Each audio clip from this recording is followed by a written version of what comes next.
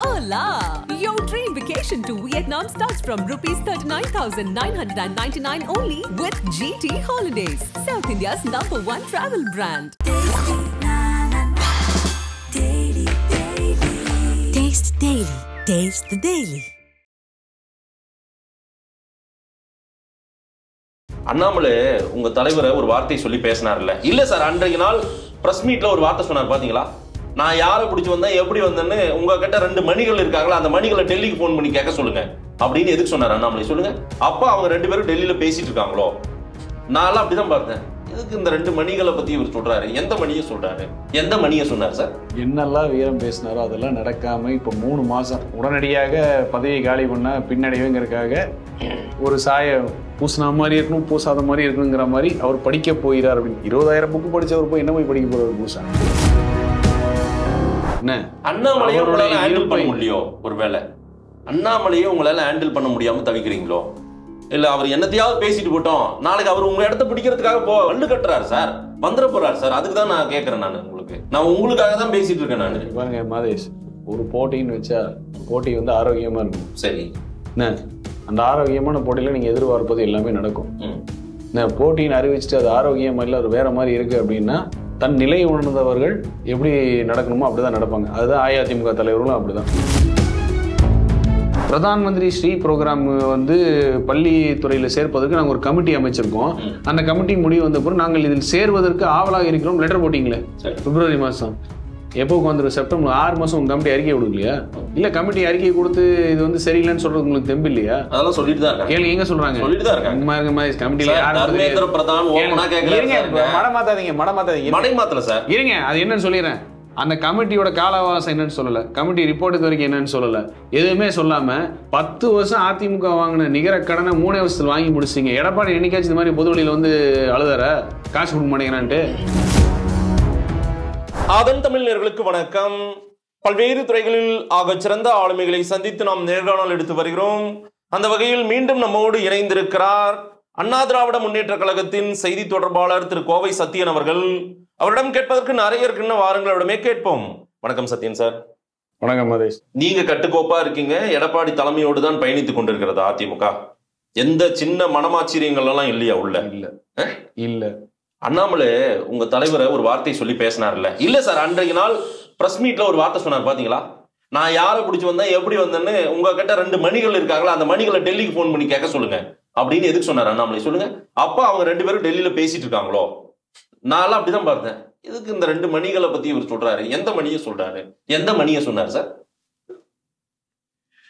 என்னெல்லாம் வீரம் பேசினாரோ அதெல்லாம் நடக்காம இப்ப 3 மாசம் உடனடியாக பதவியை காலி பண்ண பின்னடைவுங்கிறதுக்காக ஒரு சாய பூசின மாதிரி இருக்கணும், பூசாத மாதிரி இருக்கணுங்கிற மாதிரி அவர் படிக்க போகிறார் அப்படின்னு. 20,000 புக்கு படிச்சவர் போய் என்ன போய் படிக்க போறாரு பூசா? படிக்க போறான்னு சொல்லி அனுப்புறீங்க. இப்ப அவர் சொன்னதுக்குலாம் எங்களை ரியாக்ஷன் கொடுக்க சொல்றீங்க. ஃபெலோஷிப் தானே. நீங்க புகைப்படம் எல்லாம் பார்க்கலையா? வந்துட்டு இருக்குல்ல அங்க படிக்கக்கூடியவங்க. நல்ல விஷயம் தான், வாழ்த்துக்கள் தான். சரி, நல்லபடியா படிக்கணும், நல்லபடியா வரட்டும். சரி, அதுக்கு என்ன இப்போ? அவரு இங்க பாருங்க, நான் எப்படி யாரு என்னன்றத டெல்லிக்கு போன் பண்ணி கேட்க சொல்லுங்க, மணிகள் இருக்காங்க. இது என்ன? நான் அது எதுக்கு அவங்க கேட்கணும்? நியமிக்கப்பட்ட பதவின்னு சொல்லியாச்சு. அதை மறுத்து அவங்க கட்சி வேற யாரும் சப்போர்ட் வந்தாங்களா, பேசினாங்களா? நியமிக்கப்பட்ட பதவி தானே, உழைச்சி வந்த பதவியா? கிளை கழக செயலர்ல இருந்து அப்புறம் ஒன்றிய செயலர் ஆரம்பிச்சு, அப்புறம் மாவட்ட செயலரே, அப்புறம் மாநிலமே அப்படியே வந்த பதவியா? இல்ல அப்புறம் என்ன? இல்ல சார், அண்ணாமலை விஷயத்துல நியமிக்கப்பட்ட பதவி அவ்வளவுதானே சார். அதோட விட்டுருங்க, அவ்வளவுதான். வேற என்ன அதுக்கு மேல? அவர் ஒரு மாநில தலைவர் தானே, அதுக்கு தானே பதில் கொடுத்து நியமிக்கப்பட்ட பதவின்னு சொல்லியாச்சுல, அதுக்கு மேல என்ன இருக்கு? சரி சார், ஓகே. ஆக்சுவலா அண்ணாமலை விஷயத்துல நீங்க எடுக்கக்கூடிய முடிவுகள், நிலைப்பாடுகள் எல்லாம் பாருங்க எப்படி இருக்குது. எடப்பாடி போன்ற ஒரு தலைவர், பெரிய தலைவர், முன்னாள் முதலமைச்சர் விமர்சிக்கிறாரு. அன்றைக்கு கூட முக்கியமான தலைவர்கள் யாருமே பெருசா கோபம் கொண்டு பேசவில்லையா சார்? எங்க போயிட்டாரு சார் திரு சி வி சண்முகம்? எங்க போயிட்டாரு? ஏன் பேசல? ஏன் கோபம் வரல? எடப்பாடி என்ன வார்த்தை சொல்லி பேசினார் அண்ணாமலை? ஏன் சி வி சண்முகம் கோபம் வரல? தமிழ்நாடு ஃபுல்லா வந்து போராட்டம் மாதிரி போராட்டம் வெடிச்சு சி வி சண்முகம் பேசினாரா? வேலுமணி பேசினாரா? தங்கமணி பேசினாரா? சார், போராட்டம் நடந்தது இல்லையா? நான் சொன்னவங்க எல்லாம் பேசினாங்களா? எதிர்ப்பு தெரிவிச்சிருக்கணுமா? எதிர்ப்பு தெரிவிக்கல அப்படின்னு கேட்கக்கூடாது. அண்ணாமலையோட குடும்பவில எரிச்சு ரேலா நடந்த விஷயம் எல்லாம் தமிழ்நாடு ஃபுல்லா நினைச்சு அது உங்களுக்கு கண்ணுக்கு தெரியல பாக்கலையா? தொண்டர்கள் உங்க கட்சி தொண்டர்கள் சி வி சண்முகம் ஏன் பேசல? திரு வேலுமணி அவர்கள் ஏன் பேசல? அண்ணாமலை ஒரு ஆளாவே நினைக்கல, பேசல. எவ்வளவு தடவை சார் சொல்றது? நியமிக்கிட்ட பதவி, அவருக்கு அரசியல் அனுபவம் கிடையாது, இன்னும் அவர் பார்க்க வேண்டியது நிறைய இருக்குன்னு சும்மா அவர் வச்சு விமர்சனம் மாதிரி ரியாக்ஷன் கொடுன்னு கேட்டுட்டு இருக்கீங்க. ஏன் சார் எங்க அண்ணன் மரியாதைக்குரிய அண்ணன் சிவி அவர்களுக்கும் நத்தம் அவர்களுக்கோ வேலுமணி அண்ணனுக்கோ தங்கமணி அவளுக்குன்னு ஒரு இது இல்லை, ஸ்டேச்சர் இல்லையாங்க? எடப்பாடி அவர்களுக்கு என்ன ஸ்ட்ரக்சர் இருக்கு? ஒரு பெரிய ஒரு உயரம் இருக்குல்ல, அவரை இப்படி பேசிட்டோடனே கோபம் வந்திருக்கணுமா இல்லையா உங்களுக்கு எல்லாம்? வந்ததுனாலதான் தொண்டர்கள் எதிர்ப்பு. தொண்டர்கள் நீங்க எல்லாம் குரு பொம்மை எரிச்சு எதிர்ப்பு தெரிவிங்க, நாங்கெல்லாம் அமைதியா இருப்போன்றதா எப்படி? இல்ல அதெல்லாம் தானாக தன்னெழுச்சியாக வரக்கூடிய விஷயங்கள். தான் ஆடாவிட்டாலும் தன் தசை ஆட வேண்டும் சார். ஆமாவா சார்? இங்க பாருங்க, உங்க தலைவர் ஒண்ணு சொல்லிட்டாங்கன்னா நேரம் கொந்தளிச்சிருக்கணும். சி விஷயமும் கொந்தளிப்பாரு சார். அந்த கொந்தளிப்பே பாக்கலையா சார்? நான் என்ன கேட்கிறேன்னா மாதேஷ் கிட்ட ஒரே ஒரு ரிக்வெஸ்டா வச்சுக்கிறேன். இப்ப என்கிட்ட கேட்ட கேள்வியை அதே மரியாதைக்குரிய அண்ணன் சிவி நீங்காச்சும் பார்த்தா கேளுங்க. நான் கண்டிப்பா கேட்பேன். கேளுங்க. வேலுமணி அண்ணன் நீங்காச்சும் பார்த்து கேளுங்க. கேட்பேன். அப்ப அந்த பதில் உங்களுக்கு ஏற்புடையதா இருக்கான்னு வந்து பார்க்கலாம். முதல்ல ரியாக்ஷன் கொடுக்குற வெயிட்டேஜ் அளவுக்கு அவர் கிடையாதுன்னு நான் சொல்லியாச்சு. என்ன அண்ணாமலையை உங்களால ஹேண்டில் பண்ண முடியலையோ? ஒருவேளை அண்ணாமலையை உங்களால ஹேண்டில் பண்ண முடியாம தவிக்கிறீங்களோ? இல்ல அவர் என்னத்தையாவது பேசிட்டு போட்டோம், நாளைக்கு அவர் உங்க இடத்த பிடிக்கிறதுக்காக வண்டு கட்டுறாரு சார், வந்துட போறாரு சார். அதுக்கு தான் நான் கேட்கறேன். நான் உங்களுக்காக தான் பேசிட்டு இருக்கேன். நான் பாருங்க மாதேஷ், ஒரு போட்டின்னு வச்சா போட்டி வந்து ஆரோக்கியமா இருக்கணும். சரி, என்ன அந்த ஆரோக்கியமான போட்டியில நீங்க எதிர்பார்ப்பது எல்லாமே நடக்கும். போட்டின்னு அறிவிச்சுட்டு அது ஆரோக்கியமா இல்லை, அது வேற மாதிரி இருக்கு அப்படின்னா தன் நிலை உணர்ந்தவர்கள் எப்படி நடக்கணுமோ அப்படிதான் நடப்பாங்க. அதுதான் அஇஅதிமுக தலைவர்களும் அப்படிதான். அதோட வெளிப்பாடு தான் அதெல்லாம். இன்னும் சுருக்கமா சொல்லணும்னா ஒரு கூண்டு ஃபுல்லா ஒரு போட்டோ காமிப்பாங்க. கால பைரவர் போட்டி. கால பைரவர்னா என்ன? நான் சொல்றேன் நாகரிகமா சொல்றேன். நீங்க தானே சொன்னீங்க நாகரிகமா விமர்சனம். ஒரு 10 கூண்டு கால பைரவர்களோட போட்டி. அதுல ஒரு கூண்டில் இருக்கும் ஒரு மட்டும் அப்படியே இருக்கு. அதுல இருந்து போட்டி தொடங்குறது வெளியவே வரல. அப்புறம் கடைசி அந்த கூண்டில் எட்டி பார்த்தா ஒரு சிறுத்தை இருக்கு. இது நீங்களும் பார்த்துருப்பீங்க சமூக வலைதளத்துல. கால பைரவர் வேகமா ஓடுதா சிறுத்தை வேகமா ஓடுதான்னு ஒரு போட்டி வச்சது இல்ல. கால பைரவர்லாம் வேகமா முன்னாடி ஓடிடுச்சு, சிறுத்தை மட்டும் அந்த கூண்டிலே இருக்கு அப்படின்னு. ஏன்னா அந்த சிறுத்தைக்கு தெரியும் நான் இவர்களோட போட்டி போட்டு என்ன நிரூபிக்கணுங்கிற அவசியம் இல்லை அப்படிங்கிறது. ஏன்னா அந்த போட்டியை வச்சவங்களோட மடத்தனம் அது அப்படின்னு. அதனால அண்ணாமலை கட்சியை வளர்க்கறதுக்கு இங்க வந்து அவர் என்ன அஜெண்டால வந்தாரோ அதெல்லாம் தோத்து போய் இப்ப வந்து கௌரவமா வெளியனுப்புறதுக்கு யூகே அனுப்பிச்சிருக்கிறாங்க. அதுக்காக வந்து சிறுத்தையா இருக்கக்கூடிய அஇஅதிமுக ரியாக்ஷன் கொடுக்கல அப்படிங்கறது வந்து நான் உங்க பார்வைக்கு விட்டுறேன். சரி, இதோட நாகரிகமா நல்லா இருக்கு இதெல்லாம் கேட்கறதுல. இதெல்லாம் நாகரிகமா இதெல்லாம் ரொம்ப நல்லா இருக்கு. ஆனா என்ன பண்றீங்க? திமுகவை ஏன் சார் கேள்வி கேட்க மாட்டீங்க? போராட்ட வடிவில் ஏன் சார் ஒரு வீரியம் இல்லை அப்படின்னு கேட்டா, சார் உங்களுக்கே தெரியுமே சார், நீங்க எங்க சார் இதெல்லாம் டிபேட் பண்றீங்க, நீங்க எங்க சார் பேசுறீங்க அப்படின்னு மீடியா கேக்குறீங்க. அண்ணாமலையை ஏன் சார் எதிர்க்க மாட்டேன்றீங்க, கேள்வி கேட்க மாட்டேங்க. அண்ணாமலையெல்லாம் எங்க தகுதிக்கு ஒரு ஆளாங்க. இது ஒன்று சார் கேட்டதான் சரி, இதையும் கேட்டு நேற்றுக்கு 54வது ஜிஎஸ்டி கவுன்சில் மீட்டிங் நடந்துச்சா மதேஷ்? சரி, டெல்லியில் நடந்துச்சா மதேஷ்? தமிழ்நாட்டுல இருந்து யார் போனோம்? நிதி ஆயோக்கு பங்கேற்க முடியல, வேண்டாம். நிதி ஆயோக்கு அவர் வீரமா பேசினார், முடியாது அப்படின்னு 3 வருஷம் ஒரு கதையை சொல்லிட்டு விட்டாரு. நேற்று 54வது ஜிஎஸ்டி கவுன்சில் மீட்டிங் நடந்துச்சு டெல்லியில, நடந்துச்சு இல்ல? தமிழ்நாட்டுல இருந்து யார் போனோம்? யூஸ்வலா அந்த ஜிஎஸ்டி கவுன்சில் மீட்டிங் நிதி அமைச்சர் போவார். நிதி அமைச்சர் தான் போகணும். ஒரு தடவை பிடிஆர் போன ஞாபகம் உங்களுக்கு இருக்குன்னு நினைக்கிறேன். இப்ப தங்கம் தென்னரசு போனாரு, ரெப்ரசன்ட் யாராவது அனுப்பியிருப்பாங்க. சரி, எங்களுடைய மூத்த முன்னோடிய ஒருத்தர் ஜெயக்குமார் அவர்கள் ட்வீட் போட்டாரு. சரி, என்ன போட்டிருக்காரு? மத்திய அரசு நிதி அமைச்சர் நடத்தும் ஜிஎஸ்டி கூட்டத்திற்கு மாநில நிதி அமைச்சர்கள் பங்கு பெறுவது வழக்கம். அவ்வாறு பங்கு பெற்று மாநில நலனுக்கு தேவையானவை பற்றி விவாதித்து பெற்று தருவது வழக்கம். இன்று டெல்லியில் நடைபெற்ற 54 ஜிஎஸ்டி கூட்டத்துக்கு தமிழக நிதியமைச்சர் பங்கு பெறாதது ஏன்? பாஜகவை பார்த்து தமிழக நலன் குறித்து கேட்பதற்கு பயமா, இல்லை என்ன கேட்க வேண்டும் என்று தெரியவில்லையான்னு கேட்டிருக்காரு. சொல்லுங்க மதேஷ், எங்க எந்த ஒரு விஷயத்தை பத்தி ரியாக்ஷன் கொடுக்காம நீங்க கேட்ட மாதிரி அண்ணாமலை கேட்கறீங்களே, ஏன் சிவி பேசல, இவர் பேசல, அவர் பேசலன்னு. ஜிஎஸ்டி கவுன்சில் மீட்டிங் தமிழ்நாட்டை பத்தி கேட்கறதுக்கு நீங்க ஏன் போல கேட்டிருக்காரு ஜெயக்குமார். சிஎம்முடைய நேற்றைய அறிக்கை நீங்க பாத்தீங்களா? நிதி கேட்டோம், நிதி கேட்டா புதிய கல்விக் கொள்கையை இம்ப்ளிமெண்ட் பண்ணுங்கன்னு எங்கிட்ட கேக்குறாங்க அப்படின்னு சிஎம் நேத்துக்கு சொல்லலையா? பாக்கலையா? எப்படி கையால தனது சார் ஓபனா ஸ்டேட்மெண்ட் விட்டுட்டாரு. என்ன ஒரு கையால ஒன்றிய அரசு மேல அலிகேஷன் ஓபனா வச்சிட்டாரு. இப்ப நான் பதில் சொல்றேன், அதுக்கு சொல்லுங்க. இது அதுக்கு பொருந்தும். இது அதுக்கு சம்பந்தம் இல்ல. ஆமா பொருந்தும், அதுக்கு சம்பந்தம் இல்ல சார். நிதி கேட்டோம், நிதி கேட்டதுக்கு புதிய கல்விக் கொள்கையை இம்ப்ளிமெண்ட் பண்ணுன்றாங்க. அப்புறம் எதுக்கு நிதி அமைச்சர் அங்க போகணும், அவர்கிட்ட கேட்கணும்? ஒரே நிமிஷம், அதனால போல அந்த துறைக்கு இதுக்கு சம்பந்தமே இல்ல Madhesh. Goods and services tax அதனுடைய வரி, அந்த வரி சம்பந்தப்பட்ட ஒரு மீட்டிங். இந்த மீட்டிங்லயே இந்தந்த வரிகள் குறைக்கப்பட்டனு சொல்லி அந்த அம்மா வந்து அறிக்கை கொடுக்குறாங்க. சரி இல்லையா? கொடுத்தாங்கல்ல. அந்த கேன்சர் நோய் கண்டுபிடிப்பு அதற்கான அது வந்து ஜிஎஸ்டி சதவீதம் 12% 5 மாத்திருக்காங்கல்ல. அண்ணன் கேட்டது தமிழ்நாட்டு மக்கள் நலனுக்காக இந்த ஜிஎஸ்டி கவுன்சில் கொடுத்தா நீங்க என்ன போய் கேட்டீங்க, கேட்கறதுக்கு பயமா இல்ல கேட்க தெரியலையான்னு தெளிவா கேட்கிறேன். அடிக்க நேரடியான கேள்வி இது. ஜிஎஸ்டி நிதி அமைச்சரை பார்த்து நேரடியான கேள்வி. சார், ஜிஎஸ்டி நிலுவைத் தொகை சரியா வரலன்னு திமுக திரு ஜெயக்குமார் அவர்களே பலமுறை சொல்லியிருக்காரு. கொடுங்கன்னு சொல்லியிருக்காரு. அருமையான பாயிண்ட். அப்ப நேத்தி போய் ஜிஎஸ்டி நிலையத்துல ஏன் கொடுக்கலன்னு சொல்லி எத்தனை முறை சொல்றது, எத்தனை முறை கேட்கறது. நாங்க சொல்றோம் ஒரு விஷயத்துக்கு எங்க எடப்பாடியார் அறிக்கை கொடுக்குறாரு, அறிக்கை கொடுக்காம தவறுனது இல்லைன்னா எங்க போய் போறோம், நீங்க எங்க போய் பஸ் உடைச்சு எங்க போய் கண்ணாடி உடைச்சிங்கிறேன்னு கேக்குறீங்க. இல்ல அப்படி இல்ல. அப்ப 54 ஜிஎஸ்டி கவுன்சில் போய் தமிழ்நாடு சார்பா என்ன பேசுறீங்கன்னு சொல்லிட்டாங்க sir. Good service and tax இதுலயும் பிரச்சனை இருக்குது. அந்த நிலுவைத் தொகையும் கொடுக்கல, நிதியும் கொடுக்கறதுல இவங்க ஒண்ணுத்தையும் கொடுக்கலன்னு அமலப்படுத்திட்டாரு சார். அப்படி நாங்க விடலாமா? அதே ஜெயக்குமார் 21 தடவை அதை ஜிஎஸ்டி மீட்டிங் போயிருக்காரு. போயிட்டு எத்தனை பொருட்களோட விலை கம்மி பண்ணியிருக்கான்னு தெரியுமா கணக்கு வச்சிருக்காரு. 28 பொருட்களோட ஜிஎஸ்டி விலையை திருத்தி அமைச்சிருக்காரு. இவங்க கொடுக்கல வைக்கலங்கிறக்க நீங்க உங்க வேலை செய்ய மாட்டா நியாயமா இருமா? மக்கள் கிட்ட சொல்றோம். மக்கள் மன்றத்துல எங்க மக்கள் மன்றத்துல யார் கேட்டாது? நேற்று கேட்டாரு எங்க அமைச்சர். இது வரைக்கும் யார் பேசினா பத்தி? இதை பத்தி யார் போய் தங்கம் மினிஸ்டர் கேட்டாங்க? இதுவரை கேட்டாத சொல்லுங்க. நான் நீங்களும் பேசிக்கிற வரைக்கும் யாரை போய் கேட்டாங்க? சோசியல் மீடியாவிலே கட்சி நடத்தலாம். நேத்துக்கு சொல்றீங்க சார். சோசியல் மீடியாவிலே கட்சி நடத்தலாம். வேற கேட்கறது எப்படி தெரியும் சார்? திமுகவை நீங்க ஃபோர்ஸா எதிர்க்காமல் கேள்வி கேட்காமல் இருப்பதற்கு காரணம் கொடநாடு விஷயத்தில் நீங்க கொஞ்சம் சமரசமாயிட்டீங்க. நீங்க சொல்ற அண்ணாமலை சோசியல் மீடியாவை தாண்டி எங்க வந்தாரு? நீங்க சொல்ற அண்ணாமலை சோசியல் மீடியா ஊடகத்தை தாண்டி எங்க வந்தாரு? எங்க சார்? அதிமுக சார் என்ன சார் இப்படி கேட்டா அப்படி கேட்டா கொடநாடு விஷயத்தில் சமரசமாயிட்டீங்க. அதுக்கு ஒரு விஷயம், அதுக்கு ஒரு முன்னாடி விஷயம் எதையும் சொல்லிடுறேன். நேற்றுக்கு கல்வித்துறை நிதி கொடுக்கல அப்படின்னு சொல்லி முதல்வர் அறிக்கை நீங்க அதைத்தான் சொல்ற கையாளாதனாங்கிறேன். இதே நேஷனல் எஜுகேஷன் பாலிசி 3 லாங்குவேஜ் பாலிசின்னு எடப்பாடியார் காலத்தில் இருக்கும்போது சொல்லும் பொழுது எடப்பாடி தெளிவா சொன்னது என்னது? 2 மொழி கொள்கை தான் எங்களுக்கு, அதை தாண்டி எங்களுக்கு வேற தேவையில்லை அப்படின்னு திட்டவட்டமா சொன்னதுக்கு எங்க மேல என்ன பட்ட சொன்னீங்க? இல்ல இவங்க பின்காலத்துல ஒத்துக்குவாங்க. நீங்க ஏன் சார் பிப்ரவரி மாசம், இதே வருஷம் பிப்ரவரி மாசம் நாங்க ஒரு கமிட்டி அமைத்திருக்கிறோம். பிரதான் மந்திரி ஸ்ரீனா பெண்ணுக்கு இந்தியில ஸ்ரீ, பிரதான் மந்திரி ஸ்ரீ ப்ரோக்ராம் பள்ளித்துறையில சேர்ப்பதற்கு நாங்கள் ஒரு கமிட்டி அமைச்சிருக்கோம். அந்த கமிட்டி முடிவு வந்த பிறகு நாங்கள் இதில் சேர்வதற்கு ஆவலாக இருக்கிறோம். லெட்டர் போட்டீங்களே பிப்ரவரி மாசம். எப்போ உட்காந்துரும்? செப்டம்பர் 6 மாசம் உங்க கமிட்டி அறிக்கை கொடுக்கலையா?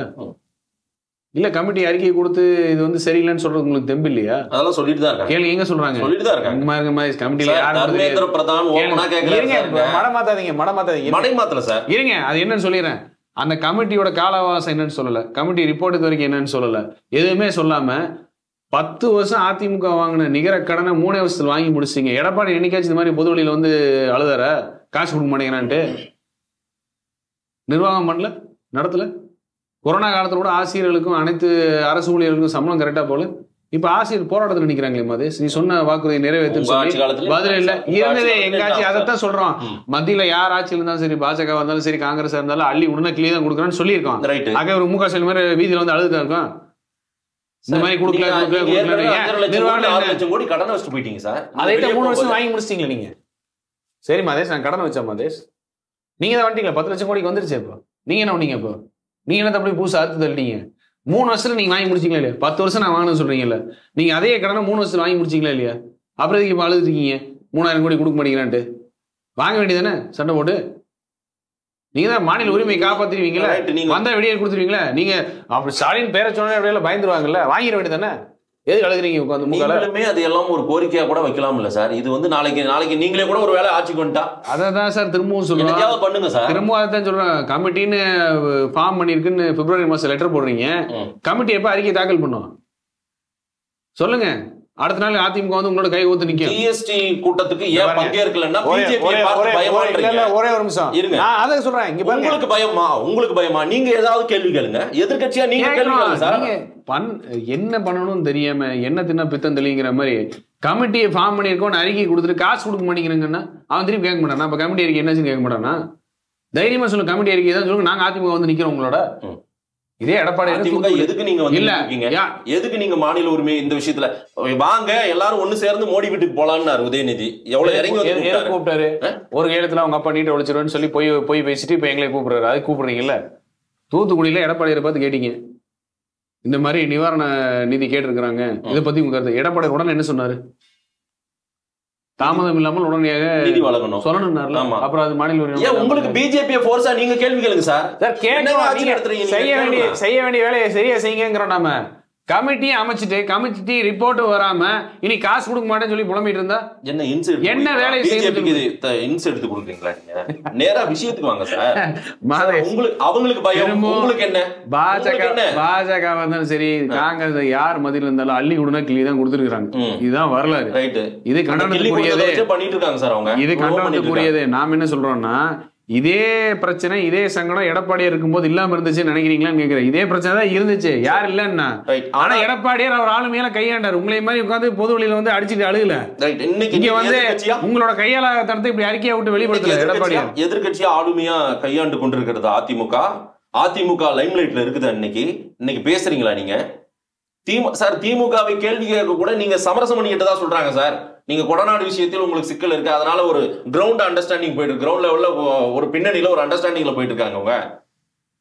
சார், நீங்க இந்த கேள்வி போய் திமுகவில் கேட்டிருக்கீங்க, இது ஏன்ட்ட கேக்குறீங்க? உங்ககிட்ட தான் கேட்கணும். நீங்க தான் அண்டர்ஸ்டாண்டிங் போயிட்டு தான் எல்லாரும் பேசிக்கிறாங்க. அதுக்காக எடப்பாடி அறிக்கை கொடுக்காம இருக்கா, போராட்டம் நடக்காம இருக்கா, மீனவர் பிரச்சனைக்கு போராட்டம் நடக்காம இருக்கா, உண்ணாவிரதம் நடக்காம இருக்கா, இல்ல தென்காசி எங்களோட கட்சிக்காரர் இறந்ததுக்கு எடப்பாடியார் வந்து கண்டனம் தெரிவிக்காம இருந்திருக்காரு, என்ன பண்ணாம தெரிவிக்கிறீங்க? ரைட்டு. உங்களோட பார்வை எப்படி இருக்குன்னா, எதே இடத்துல டெய்லி ரோடுக்கு வந்து நின்றுணும், சண்டை போடணும், பஸ் அடிச்சு ஓடணும், கண்ணாடி அடிச்சு ஓடிச்சிடணும். அப்படியெல்லாம் வைலன்ஸ் வேணாம் சார். வைலன்ஸ் வேணாம். போராட்டம் அப்படிதானே சார். திமுக பண்ண போராட்டம் அப்படிதானே. அண்ணாமலை பேசு பொருள் ஆகிறதோ பிஜேபி போராட்ட முடியுமோ உங்ககிட்ட இல்லைன்னு நான் கேட்கிறேன் சார். திமுக எதிர்கட்சியா இருந்த போது நடந்த போராட்ட வீரியம், அண்ணாமலை எதிர்கட்சியா இந்த போராட பேசுற கேட்ட எப்படி தெரியுமா இருக்குன்னா, சொல்லுங்க. நாட்டில் நடக்கிற அனைத்து அவலங்களும் வந்து ஊடகம் வந்து பேசு பொருளா பேசி தள்ளிருச்சு, மக்களுக்கு எல்லாருக்கும் தெரியப்படுத்திருச்சு. அது அப்படி தெரியப்படுத்தியும் வந்து எதிர்கட்சி ஒண்ணுமே இல்லாம உட்காந்துருக்கு. அப்படிதானே பேசுறீங்க நீங்க? உடனே எங்க பக்கம் பால திருப்பிட்டீங்க. எங்க நான் என்ன கேட்கிறேன், ஜனநாயகத்தின் 4வது தூண், அவங்க வேலையை செய்யுங்க தான் கேட்கிறேன். இதை தாண்டி வேற ஏதாவது கேட்டோமா? செய்தி ஆக்கிட்டு இருக்கும் சார், எல்லா விஷயங்களும் செய்தி ஆகுது. இதேதான் வித்தியாசமா இருந்துச்சு. அதிமுக ஆட்சி காலத்திலயும் செய்திகளா பேசல, விவாத பொருளாக மாற்றப்பட்டது. இப்ப செய்தியா கூட போக மாட்டேங்குது. தனியார் போர்வெல்ல சுஜித்னு ஒரு பையன் தாத்தா வெட்டின போர்வெல்ல விழுந்துக்கு 3 நாள் லைவ் போட்டு தீபாவளி கொண்டாட பண்ணுது. செய்தி பொருளாக மாற்றப்பட்டது. ஊடகம் நினைச்சா ஆக்கவும் முடியும், அழிக்கவும் முடியும். சின்ன சின்ன விஷயத்தை கூட செய்தியாக மாற்றினது மட்டும் இல்ல, விவாத பொருளாக மாற்றினீர்கள். சரி, இப்ப இருக்கிற ஊடகம் அதை செய்தியை கூட சொல்வதற்கு தயங்குது. ரைட் சார், நாங்க செய்தி ஆக்கிறதுக்கு நாங்க தயாரா இருக்கோம். விவாத பொருளாக விவாத பொருள் நிச்சயமா நம்ம பண்ணிட்டு தான் இருக்கோம். பண்ணோம். இப்ப வைத்தியலிங்கம் சொல்றாரு டிசம்பர் 25க்குள்ள எல்லாரும் ஒண்ணு சேர்ந்துருவோம். 26ல அதிமுக வின் பண்ணணும்ன்றாரு சார். பதில் சொல்லிட்டேன் மாதேஷ். அதிமுக வெற்றி பெறணும்ன்றாரு சார். அதிமுக பதில் சொல்லிட்டேன் மாதேஷ் சார். 26ல வின் பண்ணுமா வேண்டாவா, வெற்றி பெறணுமா வேண்டாவா? கட்சியில இல்லாதவர், கட்சியுடைய நேரடி நடவடிக்கைகளில் சம்பந்தம் இல்லாதவர், கட்சியை விட்டு வெளியேற்றப்பட்டவர், கட்சியோட கோயிலை சூறையாடியவர், சம்பந்தம் இல்லாதவர், கட்சியினுடைய துரோகி, விரோதி, அவர் பத்தி எங்களுக்கு மேல அக்கறை காட்டுற மாதிரி இருக்கக்கூடிய பிம்பமே போலி. அதுக்கு நாங்க ரியாக்ஷன் கொடுக்கணுங்கிற அவசியமே இல்லை. ஒண்ணு கூடனாதான் நம்ம வந்து வெற்றின்றாங்க சார். இல்லைன்னா கரை சேராது இந்த கப்பல் அப்படின்றாங்களே. அதிமுக எதிர்காலமே கேள்விக்குறியா போயிடும்ன்றாங்களே. சரி விடுங்க மதேஷ். பாஜக தர்பூசணின்னு கொடுப்பாங்க சிம்பிள், அதை வாங்கிட்டு போய் போட்டி போடுவாங்க. இப்ப பலாப்பழம் மாதிரி நாளைக்கு தர்பூசணி, நாளைக்கு பூசணிக்கான்னு கொடுப்பாங்க. அப்புறம் கடைசியில் பலா கொட்டான்னு கொடுப்பாங்க. வச்சுட்டு தேர்தல் கிளம்பி காந்து அவங்க வாழ்க்கையை பார்த்துட்டு போக சொல்லுங்க. யார் வேண்டாம், எனக்கு பின்னாலும் 100 ஆண்டுகள் இருக்கணும்னு சொன்னாங்கல்ல, அதுபடிதான் எடப்பாடியார் இருக்காரு. அதுக்காக எடப்பாடியார் இருக்காரு. இப்படி இருந்தா கூட்டணி கூட யாரும் ரெடியா இல்ல. ஆட்சியில இருக்கிற வரைக்கும் அமைதியா இருந்துட்டு கடைசியில போயிட்டு முதலமைச்சர் பார்த்து சிறப்பான ஆட்சி நடத்துறீங்கன்னு சொல்லி பொக்கே கொடுத்துட்டு இந்த மாதிரி எல்லாம் விடுங்க. எதுக்கு தெரிஞ்சு மெசேஜ் பண்றாங்க. திமுக கட்சியில கூட்டணியில இருக்கிறவங்க எல்லாம் சொன்னீங்க. அவங்க யாரும் பாருங்க, ராகுல் காந்தி தான் ட்விட் போடுறாரு, சைக்கிள் நாம 2 பேரும் சென்னையில சேர்ந்து ஓட்டணும்ன்றாரு ஸ்டாலின் அவர்கள்கிட்ட. பாருங்க, அங்க சைக்கிள் ஓட்டுறதுல அவங்க சென்னையில வந்து ஓட்டணும்ன்றாரு ராகுல். அப்ப என்ன அர்த்தம்? இது நாம உங்க கூட தான் இருப்போம் அர்த்தம்னா ராகுல் காந்திக்கு சைக்கிள் ஓட்ட தெரியும் போதுமா? விடுதலை சிறுத்தை திரும்ப 2 விஷயம் தெரிஞ்சிச்சு மாதேஷ். முக ஸ்டாலினுக்கு சைக்கிள் ஓட்ட தெரியும், ராகுல் காந்திக்கு சைக்கிள் ஓட்ட. 2 சைக்கிள் இணைந்து ஓட்ட போறாங்க. இணைந்து அப்புறம் எந்த அந்த சைக்கிள்